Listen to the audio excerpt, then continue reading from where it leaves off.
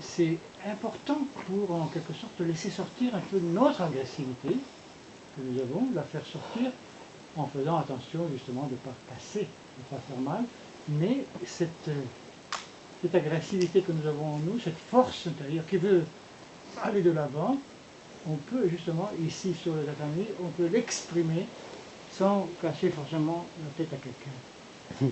Hein? Mais c'est la première étape, c'est vraiment le son le plus bas, le niveau le plus bas de l'aïkido. Ensuite, nous avons le niveau où il y a une recherche. La recherche de la prise, la recherche de l'harmonie. Et ça fait travailler l'attention. Le maître ou le professeur a fait ça. Tiens, comment il a fait? Donc, tout votre esprit recherche à copier et à faire la même chose. L'esprit a compris, mais le corps, il ne bouge pas, il ne fait pas, il ne veut pas. Alors, dites, mais j'ai compris, mais j'y arrive pas.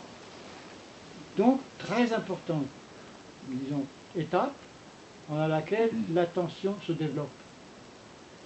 La troisième étape, si on peut dire, si on peut donner des degrés, quand vous recevez un coup de poing, ça c'est les réflexes. Faire attention de ne pas la taper sur le nez. Alors tant qu'on fait comme ça, qu'on joue, c'est facile. Mais dès qu'on va un peu plus vite, un peu plus fort, donc il faut, au dépend de la beauté de la défense, il y a quand même à esquiver les coups, parce que vous sentez la personne qui arrive et tac, tout de suite, réflexe. Donc nous avons dit, énergie qui sort, nous avons énergie de l'attention, faire attention, parce que il faut tout apprendre au corps. Après, il y a le réflexe. Mais ensuite, il y a en quelque sorte la complaisance.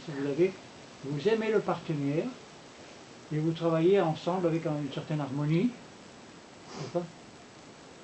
L'harmonie que vous faites avec les gens étrangers. Maintenant, l'aïkido, si vous voulez, c'est partout dans le monde. Il y a des Allemands qui vont venir ici ou des Japonais. Ils deviennent tout de suite nos amis parce qu'on a quelque chose en commun. Si on n'a pas la langue, on a le mouvement, le geste. Et avec ça, on sent, il y a tout de suite une harmonie.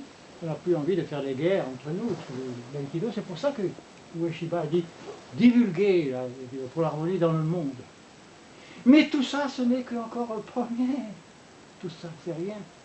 Ensuite, il y a la transformation de l'esprit.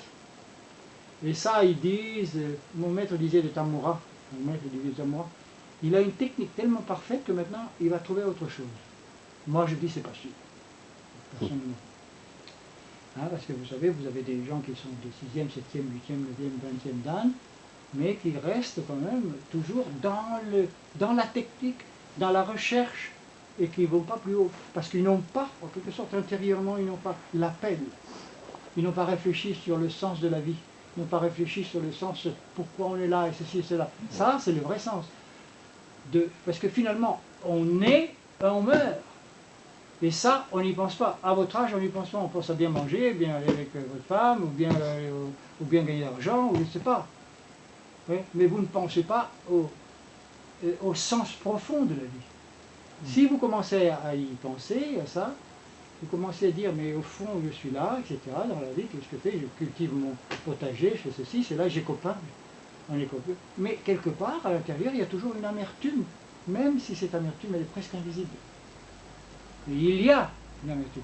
Et ça, il faut la combler par autre chose. Vous avez beau faire d'aïkido, si vous n'avez pas l'envie de comprendre le sens profond de la vie, et donc de dédier votre vie à la compréhension de ça, eh bien, vous ferez des bons aïkido. C'est tout.